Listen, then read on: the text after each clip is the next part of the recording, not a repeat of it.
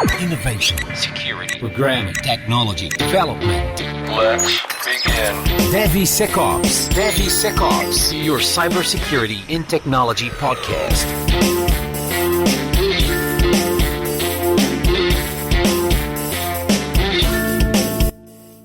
Hello, everyone. Thank you for watching and, of course, listening to us one more time. This is the DevSecOps podcast. I'm Cássio Pereira, and today it's very good day actually because I have guests. I will introduce them in a minute, and also I don't have my team. That guy doesn't like to work, so it's a good episode. Yeah, just guest and myself, which is perfect episode, I would say. No, I'm just kidding. You can send message to the guys after.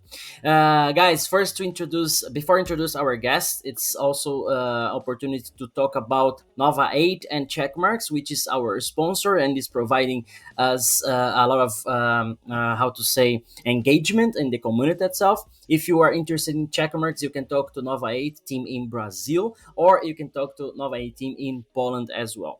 Also, if you are interested, of course, in looking for your jobs or you want to announce your AppSec opportunities, you can go to appsec.jobs and you have free opportunity to find a job, but of course post your opportunities there as a company.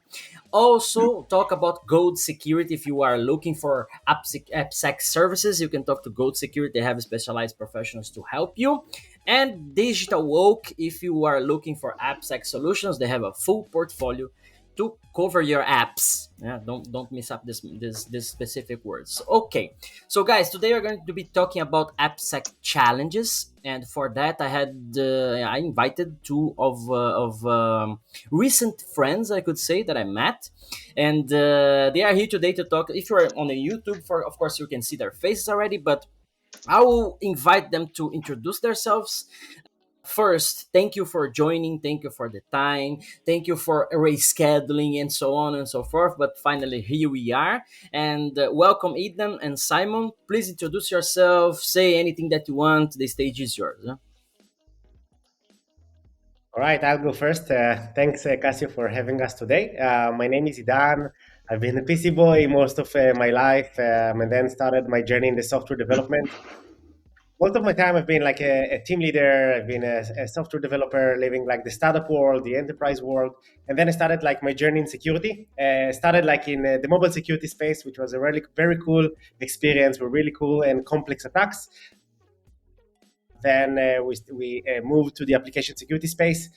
Been in one of the vendors, specifically in the SCA space.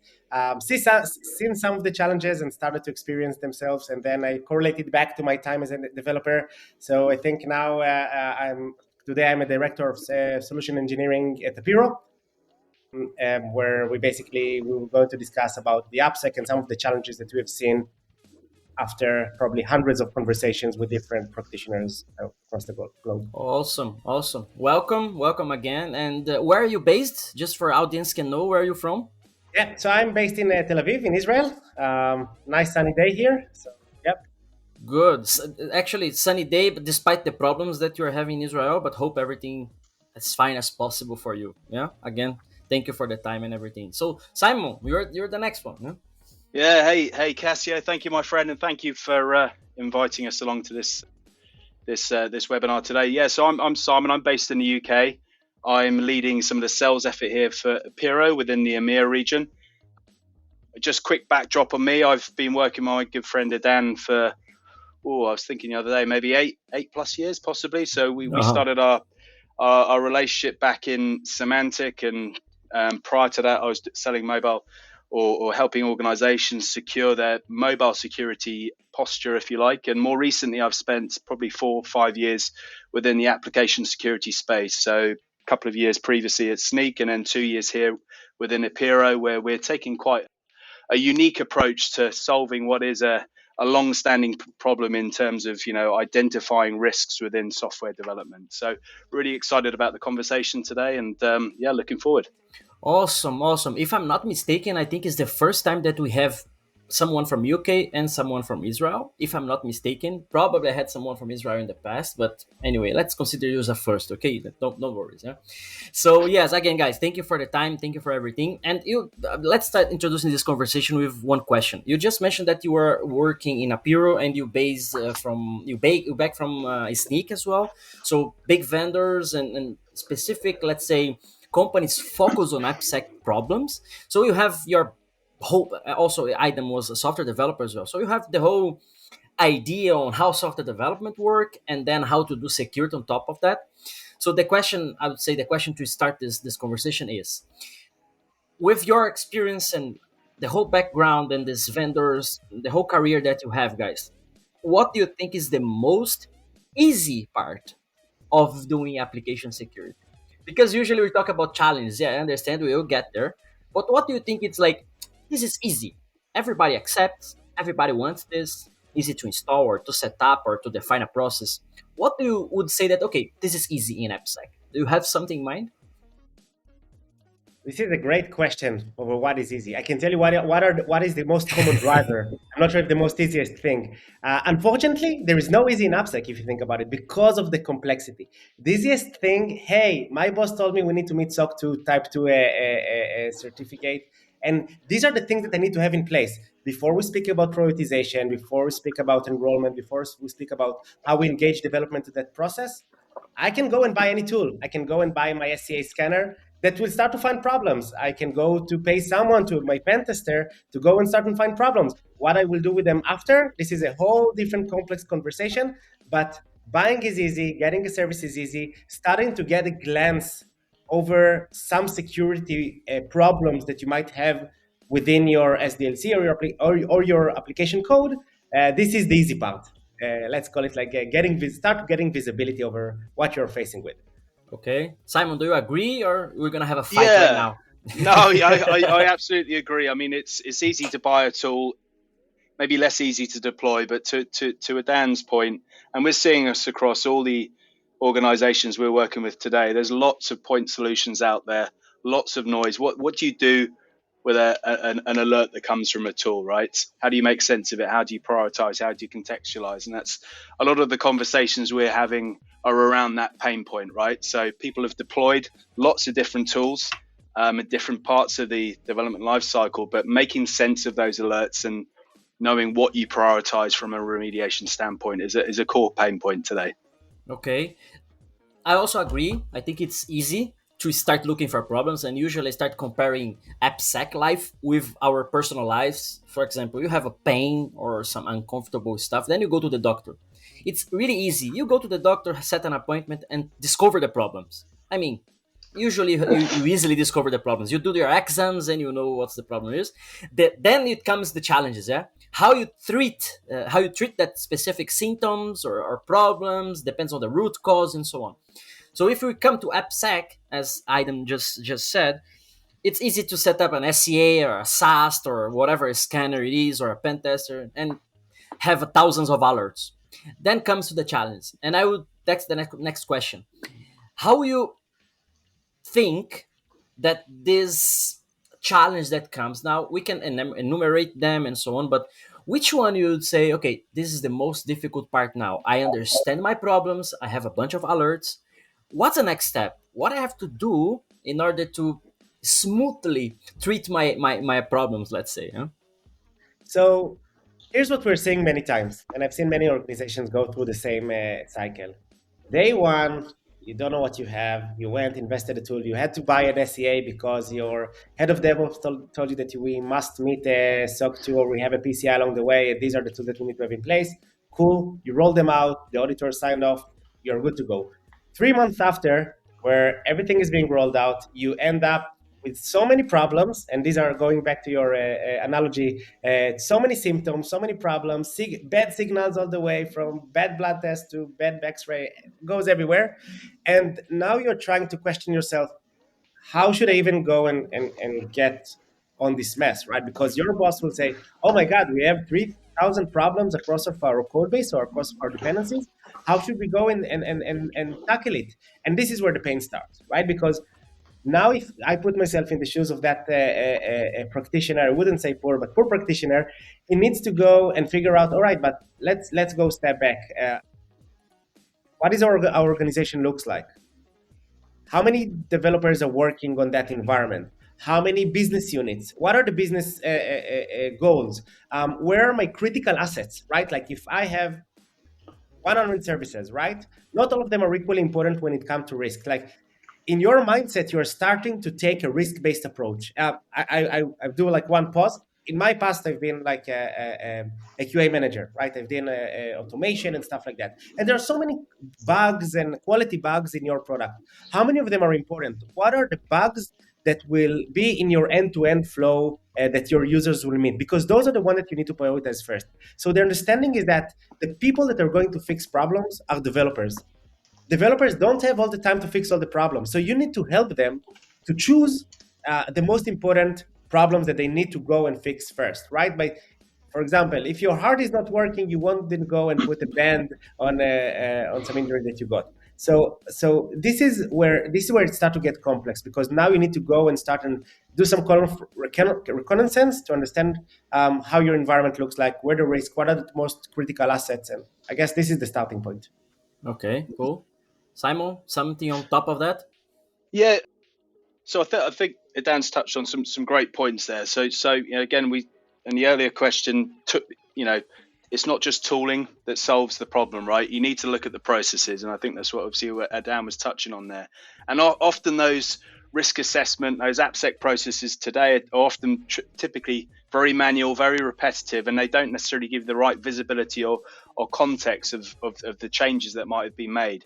So we talk here at Apira a lot about context, the importance of context. But I think the point being is, it's not just the tooling, it's the processes. You need to look at it, I guess, with a wider lens, if you like, as to, business impact, things like that.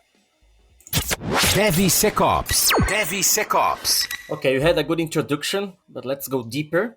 And I have some concern on my own as an AppSec engineer for companies as well. Usually I hear like we can't have much noise. I get it. Like we can't have thousands of vulnerabilities. You're not fixing all of them. That's fine. But then I come back to the doctor example. Yeah, you go to the doctor and then they discover you have a kidney problem. I don't know, kidney stones, inflammation, whatever. And then you discover also that, and this can be dangerous after a time. Yeah, and then you discover also, I don't know, heart problem that can, if you don't treat in a year, it can kill you. That's fine. And I imagine you go to the doctor and this doctor knows all this information about you. And this doctor is going to say, man, stop smoking, go to the gym, drink more water.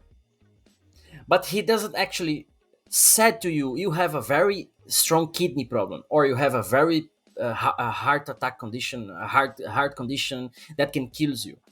Or even how to say, dismiss some information like, you're gonna die in 1 year, but let's do the best as you can in this year. My point is, usually in AppSec we are dismissing a lot of alerts. Yes, because they are false positives, because they are out of context. These ones I agree, but we have a bunch of ones that they are part of the problem as well, and they must be fixed either today, either tomorrow. But they must be informed to the developers, CISO, management, whoever, because these are the guys with the symptoms. And if they don't treat it, tomorrow it can be worse. Like I had kidney stones myself, so I need to drink a lot of water. I need to do a lot of things in order to don't get worse, and hopefully I will survive. So my point is, what do you think, like, on this missing some specific informations on AppSec? You think that we should, as a patient, come on, doctor, hit me in, tell me everything, how much time I have, what I have to do, what's the treatment, medicine, whatever? Or no, give me just the worst problem that I will focus now, but then I might not have time tomorrow to fix other problems that can be important as well. What do you think about this?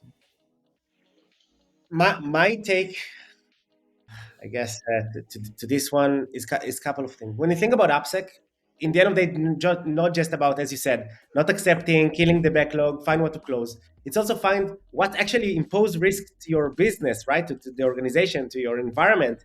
And in order to do so, you need to understand like how your environment looks like, right? Like if I'm thinking about my house, Where are the windows? Where are the doors? Where do I have locks? Where I don't have locks? Where I have, I don't know, I didn't close the door properly, so now someone can go and get in. And sometimes it might be a combination. The door in the building is open and my door is open as well. And only when I have that combination, it's risky. So first of all, I'm trying to, in my mind, to paint a map and to put things on a graph and then try to understand what is the path that an attacker would try and go and attack my environment, and what are his entry point, for example, if we go more deeper, and what kind of data he will try to get into, and what are the things that he will try to fetch during his journey. Would it be, I don't know, high privileges? Would it be a key to my sensitive storage bucket? There were so many attacks when you just deliver the mobile client, and then when someone just like did reverse engineering, very simple one with strings, nothing fancy, just got like a key to some internal services, to some storage database, and then he could have accessed everyone's database. So that put my jeopardized like a lot of the things that in my perceived risk. So the question would be, how am I able to paint and find those common attacks that attackers would try to do, and then try to clean those up along the way, from production to application code to the way the developers behave. Yeah, so this probably would be what I would be after. Okay. And I guess just to add to that, I'm just trying to think of great analogies, guys. I haven't got an analogy, I'm afraid, but I think just to build on that, understanding the business impact, understanding the full stack is super important. But I think you touched on vulnerabilities, right? So much in AppSec is focused on vulnerabilities, and it has been for many years, right? And vulnerabilities, be it in an open source dependency in proprietary code or wherever, that's only part of the problem. And I think starting to Idan's point and understanding, getting a full application inventory before you even start to break it down across risks, understanding all the code components, things like APIs, data models, all of that, that's the foundational layer, if you like, of understanding what you have from a visibility perspective. And then you can start to break it down across what your potential risks are, of which vulnerabilities are a core component of that. Okay. I also think that on this, keeping the same analogy, for example, I see some companies like this kind of person that are afraid of going to the doctor because they know they have problems and they will discover this problem and they are afraid of the results. And sometimes I see companies like, maybe we'll not have the good SAST or SCA or whatever, because if we start scanning, I know we're going to have a lot of problems. Then we need to fix this problem and so on. So they prefer to just omit, I think, this kind of processes and improving the maturity level on AppSec to keep hiding these problems, even though they know that they are there. But one day they will pop up as a exploitation or a business impact, an attack or something like this, just like a disease. Yeah, you have a condition, one day it will pop up and can be a problem. Yeah. And okay, we got this map mindset in mind, as you could describe it now. Now I would ask a specific question about Apiro, where you are based today, or you are working today. How you think that Apiro can contribute to this specific problem, like Idan mentioned? Okay, I want to discover my assets, or I want to know my business impact, business units, and so on. How does the specific solution or a process approach help the companies to do that? Okay, what are my assets? Or okay, this is the assets, I know this is important, what I need to look here? What, I'm a human, I go to the doctor, what I need to check? I need to check my brain, my heart, my whole body. What I need to check? Sometimes companies get lost with these exams that they need to do, and we need to help them. Okay, guys, it's important an SCA because we use 80% of our software is composed by third-party libraries, so we need to check these guys. Yeah? So what do you think? How Apiro is contributing to the companies achieve that? So I'm not sure if Simon, you want to take it first, but Sorry, I was waiting for you. So, well, listen, I think there's a few areas we're helping with, and I've touched on one already, right? So we start with visibility, right? So by gaining a full understanding of all your code components, being able to run that and deliver that, build that visibility automatically. That's the first foundational layer. And once we built, once Apiro or a tool like Apiro has built that visibility, that built tracked all material code changes and start to break down all those code components, and then we start to run that automated risk assessment. So I spoke about some of those typical manual processes that are in place today. We can automate a lot of that, right? So being able to tie and associate risks with potential code owners, so helping cut down remediate mean time to remediate time. So for us, it's visibility, it's running an automated risk assessment. And then the third piece, and again, this is all just on that automation theme, if you like, is once we've built that inventory, run that risk assessment, how do you automate? How do you trigger some of the specific developer flows automatically? And maybe Dan, you can talk through that in a little bit more detail in terms of some of that automation, perhaps.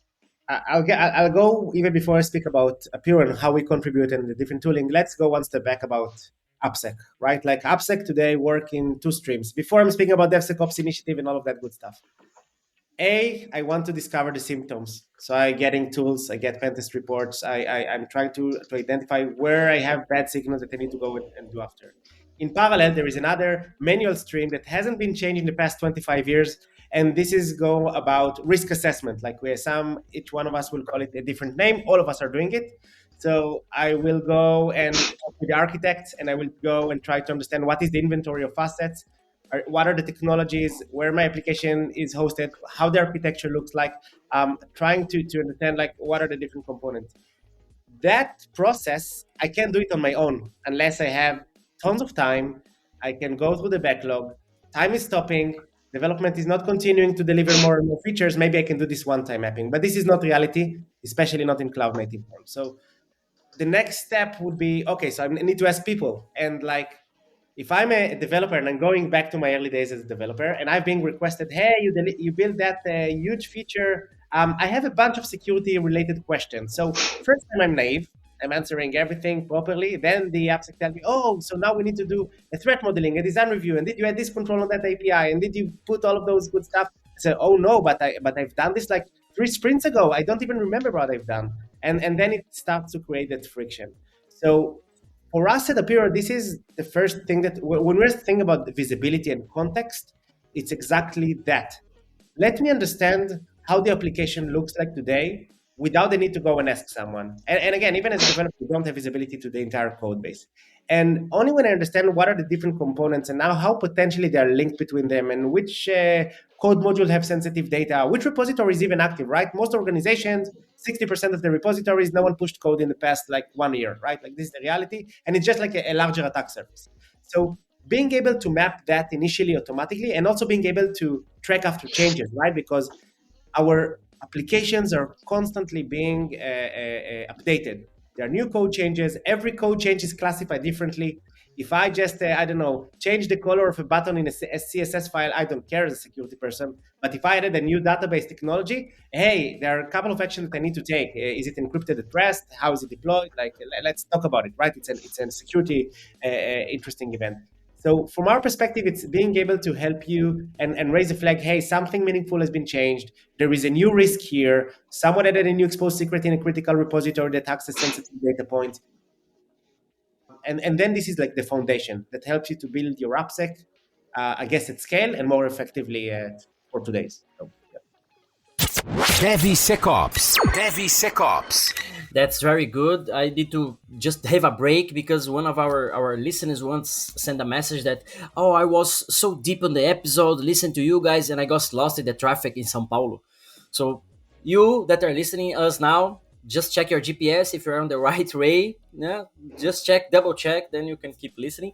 So I want to bring another point now. I had the opportunity to test Apiro. I didn't have the opportunity to buy it. Unfortunately, I was not the money owner, let's say. But I remember one good feature, which was I think it's a timeline that you could check for a specific developer, for example, and you have the timeline of commits and so on. So per each commit or each activity, let's say, it was pointing like, okay, Casio as developer has done this pull request and there was a secret on the code. Or on the other pull request, there was a SAS finding. Or in this other one, a component with vulnerability. So this was a very good feature where I could not track my users, but understand which of them like need training, for example, or improvement on security skills and this kind of things. which is something that I don't see in any kind of solutions. How can I assess the developer if he knows about security? Checking the code itself or code review, but it can take time. And this kind of feature was to me was like magic. Like, okay, I can just track and like what who from my team I should provide, I don't know, SQL injection training or best practice security training, whatever, just based on this specific information. Huh? And then comes to the question now: do you think this is a good approach, like tracking these guys somehow to provide training? Because can be also offensive for developers. I was developer. I hated when someone come, your code has a vulnerability. Like, what? I did the perfect code. It's working. They tested. I don't care about security. It was on the past. But now, as I have the background and I see how is the AppSec challenge nowadays, this is one very good point. Like, hey, developers, your code is perfect, smells good, perfect, it's beautiful. But there is some security flaws that we should improve because, from my perspective, AppSec is like about stopping creating the problems. These tools are there, they are all good to check and so on. Like doctor, yeah, you go to the doctor when you have problems, you do the exams. But the good thing is, like, go to the gym, don't eat bacon. No, keep eating bacon, but you go to the gym, eat healthy, and so on and so forth.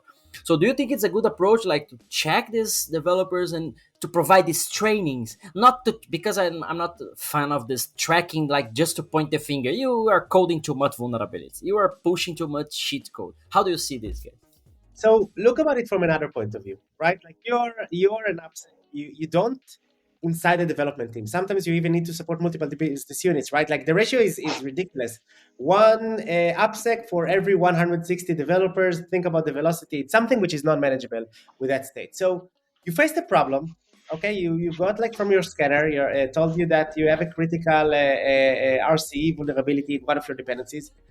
Before you raise all of your organizations on their legs and you stop everyone, blocking everyone for continuing the work, you want to say, let's have a conversation with the person who did it. How do you get to that person? So you will go and speak with a product owner who will refer you back to the engineering manager who will say, oh my God, that Casio guy again. And then he will send you to someone else. And further down the line, after you slow down everyone, not intentionally because you're trying to improve security, you will get to the right person. So the ability to associate a change, not necessarily vulnerability, because from a pure point of view, you have vulnerabilities. Vulnerabilities are clear. Is it impact my business? Cool. Mr. Developer, please go and fix it, or Mr. IT person, go and upgrade that environment. But there are some other elements of risky changes, right? Like if I added an API, this is the behavior, this is what the PM asked me, but it might impose risk. And here I want to take additional measurements. So it's not just about pointing fingers and saying, hey, this is the developer that introduced the most vulnerabilities. Maybe it will be like your top engineer who push 60% of the code. So for sure you will introduce vulnerabilities. And by the way, and if we stick to the SE example, I didn't make any change in my code. There was a vulnerability that got introduced like in the day after. So being able to get to the right person helps you to close loops faster. And it's all about that. And I guess just to add to that point, I think we as Idan said there, it's not about pointing the finger, apportioning blame, right? It's definitely a culture of helping build better, more secure code, right? I guess the other flip of that, right, is with this profiling that tools like Apero can potentially do is you're able to do a couple of things. One, you can identify good practice, right? And potentially identify security champions. If you have a security champions program, identify those developers that are committing good, secure code and may have an interest in security, and potentially that may be a career aspiration, or you just fundamentally scaling your AppSec function using a security champions program.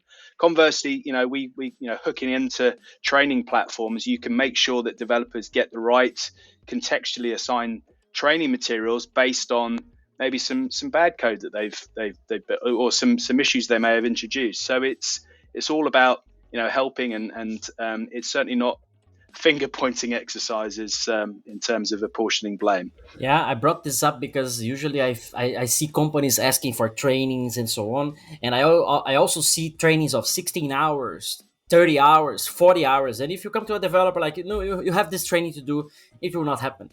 But if you come to the same guy and look, I see that your code has secret problems. You are hard coded credentials too much. Look to this 5 minutes video here.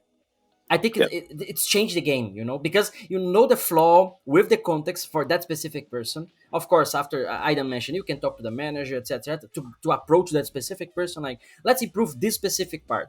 With Simon mentioned, like with the context, yeah, and this changed the game exactly on the AppSec, on the development team, because as I said, I was developer as well, and I hated to be interrupted, to break my flow, to come back to thing that I did 1 month ago or something like this. But if I have 5 minutes conversation or a lesson or a video, it's totally different than 40 hours training on whole security stuff to learn about firewall, networking. Like, doesn't matter, So this specific approach, I think, is the best thing as well. Okay, the next point I want to touch is you might know a lot of companies and people around in the industry. What do you think that is the one skill, if you had the power of clapping your fingers, for example, and this is the new skill that every developer is going to have. Which skill would be that? Tricky This, one.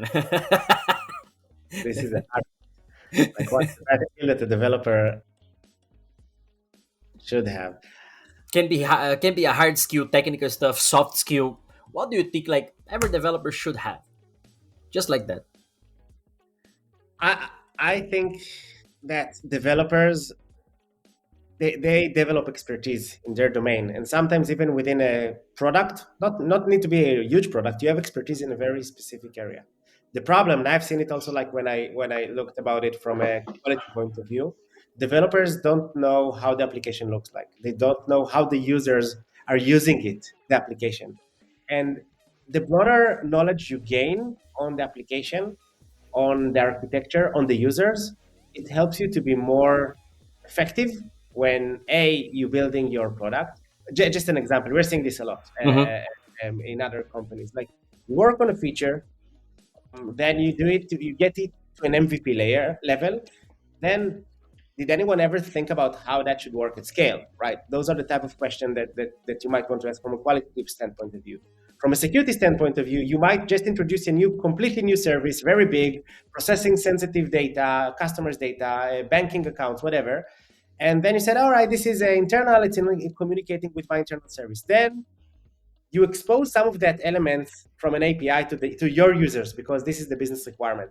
But you never put some thoughts about security around, because whenever you say, "Oh, this is the mess that I have in my room. I'm not going to clean it up," I don't even think that one of my visitors will come and open the door and see all of that mess. So I will clean only what is externally facing, and then you might generate by design a backdoor to something sensitive, and you never put security in place. So only when you understand how your users are going to use the product, and only when you understand what are the different services and how they speak with each other, then you can get better decisions in design, in your coding phase, when it comes to security, when it comes to quality. It's like changing everything. But it's hard because services are complex, right? But this is what I would probably ask. Cool. Simon, some trick. No, well, listen, just with the security lens on it, right? So, again, Dan and I have been in the AppSec space for a few years now, and it's with security. It's not that developers don't necessarily care about security. It's not their day job, right? They're building product, they're writing code. So, I think any developer who's got more of an awareness of what secure coding means, I think is a good thing. And again, we talk a lot with clients, the security champion program. If your clients out there are listening, I think for us that's a really, really good way to scale your AppSec program and embed security within development teams. So identifying those personas that are interested in security and getting them involved as early as possible, I think is a good thing to do. Cool. If I might contribute to this one, I would say that when you understand because now I have changed my mind. For example, before I was okay, I focus on the company or I focus on my code. I need to focus on my business impact. Yeah, this is one thing. But after working for a critical industry, I know that my company is delivering a product which is going to run a factory or an energy plant or like things that can stop a city, things that can benefit one or another in a war, for example. So after coming to this kind of industry, then I realized like, okay, so if my code has a breach, It's not about my pocket or my employees or something. Actually, I kind of be responsible for the society itself, for a problem on the society. If I work in a bank and the bank system is down, people are not able to get their money or pay for the bills or whatever. Yeah? So with this mindset, like, okay, what the impact my business has on the society itself, I would say that skill would be for not only for developers, like, but everybody on the software development lifecycle should have in mind. What can we damage outside? Not only our company, yes, it's important, our pockets, business, that's very important. But what's the impact on the society itself? Either if you are a bank or e-commerce or a car, or whatever. Yeah? So that's skill. I would, if I have the magic, I would put this seed in everybody's mind. Yeah. Okay. What now? Just going to, let me see the time. Yeah, going to the end. What's the thing that you think that makes you, okay, companies know that they need security, everybody knows already. It's rare companies that, oh, do I need security, they accept already that they need tools, scanners, that's fine. But still there's a challenge selling security, not solutions itself, but I know you were also on the solution side. I know it's hard to sell security even internally to the company. It's hard to sell new process, hard to sell a new ability and kind of such things like that. What other challenge on this side for you as a vendor that you face on the companies to, like, guys, why you need this solution, this kind of solution? It can be yours, Yeah. can be other. Prices is one thing, but what are the challenges on this side to convince people that they need this kind of solutions? Yeah. I mean, it's great. And listen, I guess we're in unusual times, right? There's wars unfortunately going on in the world. There's lots of macro factors, right? So, and the economy is in pretty poor shape, right? So the organizations we work with, be it large or small, are frankly, looking to typically trim costs from their trim from their budgets, right? So that could mean tool consolidation. It could be often just sticking with a tool that may not be fit for purpose, but they're just going to renew for another year because running a POC or running an evaluation or a procurement process costs money. So we're seeing some of that, right? But I think for us, it's like there's with a tool like, well, let's talk about the application security posture management market per se, right? There is, that's a clear direction the market's moving in, and there's some clear pain that technologies like Apira are out to solve. And for us, it's focusing on things like improving our operational efficiencies, but fundamentally as well, reducing risk posture, and that's still a top priority for CISOs across all enterprises today. So I think, and again, the other thing as well, in terms of leveraging existing investments, that's important as well. So something we have I guess a mantra here within Apiro is, let's leverage your existing investments in AppSec tools, be it SAST, SCA, DAST, etc. And let's contextualize those findings and help you prioritize to cut through the alerts and actually identify what's business impacting from a risk perspective. But I think, I think it's tough times for every vendor out there in the market today, but I think it's hooking on some core pain points that particular client has. But then, it's fundamentally risk reduction and operational efficiencies in terms of, fundamentally helping them build and release code as quickly as possible. And I also think that we need, I guess, to be honest with ourselves. There are few drivers that the organization start to care about security. A, it's a breach. No one wants to get breached. It's embarrassing. It puts some people's role at stake. It for companies who went to IPO, it reduced the stock dramatically. If some like it has a financial impact from a risk liability point. The second thing, so we talked about breach, this is one thing. The second thing is compliance, right? Like I need to meet the compliance standards. In order to meet that compliance standards, I need to take seriously the data that I'm processing, my customers' information, the company that I'm involved in. I need to improve my security posture. If I won't do it, I won't meet by compliance. Usually it's a very like low dominator. Third piece, and it's the most important one, is trust with my customers, right? If I'm going to do a business with a very large financial organization, and in Apiro, for example, we scan code, right? Like it's the most sensitive IP for every software organization. If they won't trust us that we take super seriously and cautiously, like the way that we manage and protect their code. Who can access to it? What are the security procedures? Who can access production? Like all of that good stuff. How we develop our own software. How we are making sure that it's clear of vulnerabilities in our containers, in the development. The developers are going through background check. So generating that trust in order for you to close business is critical. And fourth point, which I didn't plan, but it's also a very good point, and also going back to your previous comment about impact to the society, right? So we have today this executive order of Biden, right, the 14028, speaks about growing complexity in cybersecurity threats and how organizations should embrace and improve their cybersecurity practices in order to prevent those very complex attacks. And it's a layered approach. You can't protect it in one layer. So you need to have that layer, and you need to change the culture, and you need to enable your developers. And it's an ongoing, repeatable process.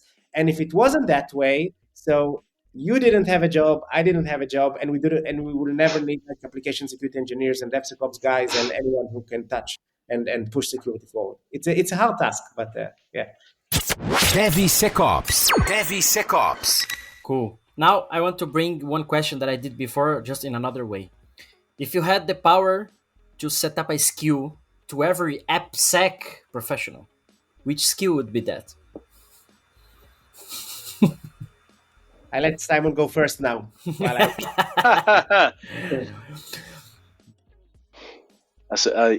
I can say this one very easy. Know how to code. Every security guy should know how to code. Not the whole development process, but know how to code and how code works. Easy. Yeah. I think you're absolutely right. I think I think rather than adding another point, just to build on the point you made, it absolutely and another point there in terms of AppSec folks. There aren't enough good AppSec professionals in the market today. Without by any stretch of the imagination, we have probably daily conversations with the clients we're working with to say, hey, do you know any good AppSec folks? Because we can't hire any. So if there's any younger folks listening to the podcast, maybe that's a career path you might want to think about. But no, you're absolutely right. An AppSec professional with a background in development, absolutely. Again, Idan runs our sales engineering team, and that's a super strong quality that I know Idan looks for in his team members is at least some background in potentially coding or some software development back, because without that, building that trust as an AppSec practitioner as you're engaging with the development teams, it's a lot more difficult, right? You're not talking their language, you're not understanding their day to day, right? So yeah, that's a great point. Yeah, I think we have a consensus. I must say that when you first asked that question, this was the first thing that I had in mind, like code, but I had to think about it.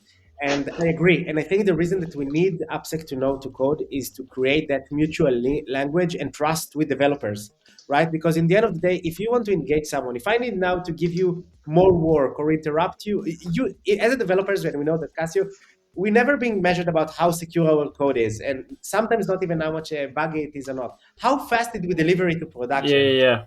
To customer. This is the only thing that we're getting measured on. So that means that in order to improve security, so when I think about it, like what's in it for me, I need to know that, okay, so Cassie is my AppSec guy. I'm trusting here because whenever we have that conversation, he knows what are my concerns, and he knows how to address things and how a developer would look like and these things, and he can generate that mutual language and help to challenge me. So I agree. Coding would be I think. Cool. Going to the end of the episode, is there anything else, guys, that you wanted to say, to pop up? Like we could talk about this. We have 2-3 more minutes, but any topic that you want, or if not, you can just say goodbye, send links, whatever. Follow me. Anything, any final message that you want to say to the audience, please feel free. Well, no, I think for me, I'll probably have to do a quick plug on Apiro in a moment, but no, Cassio, listen, you're a superstar, so thank you for inviting us along to this and for the great discussion.